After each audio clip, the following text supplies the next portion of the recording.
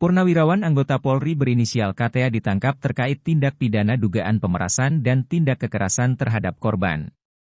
Pelaku melakukan aksinya dengan mengirimkan surat meminta sejumlah uang dengan nilai 5 miliar rupiah pada beberapa korbannya. Dalam surat juga dimasukkan peluru aktif sebagai bentuk ancaman.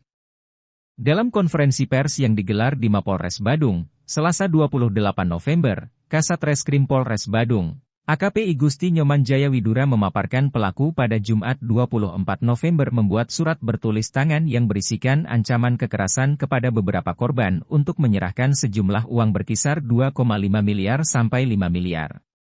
Di dalam surat tersebut, pelaku juga menyertakan peluru aktif kaliber 7,62 sebagai bentuk ancaman nyata terhadap korbannya.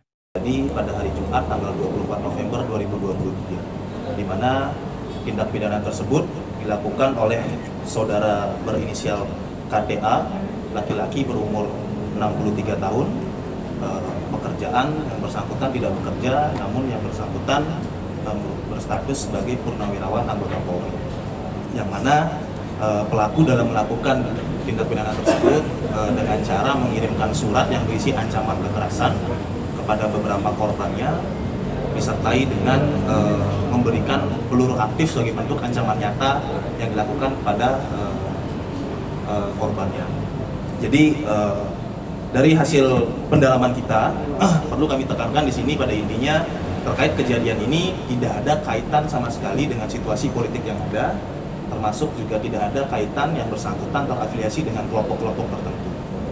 Dapat kami sampaikan untuk pelaku sendiri di sini kami persangkakan terkait dengan tindak pidana menguasai senjata atau amunisi tanpa hak sebagaimana dimaksud dalam pasal 1 ayat 1 Undang-Undang Darurat nomor 12 tahun 1951. Kami lapis juga dengan tindak pidana pemerasan sebagaimana dimaksud dalam pasal 368 ayat 1 KUH pidana serta pasal 335 ayat 1 ke 1 tentang ancaman kekerasan, di mana untuk ancamannya sendiri maksimal kurang lebih untuk undang-undang darurat sendiri kurang lebih hukuman mati dan atau penjara seumur hidup dan atau hukuman paling maksimal 20 tahun.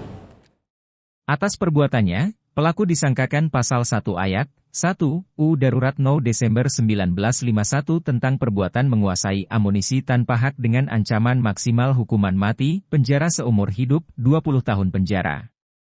Kemudian pasal 368 ayat 1 KUHP tentang pemerasan dengan ancaman maksimal 9 tahun, pasal 335 ayat 1 pertama tentang ancaman kekerasan dengan ancaman maksimal 1 tahun.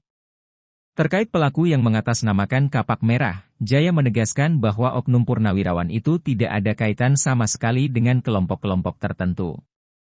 Eka Adiasa melaporkan.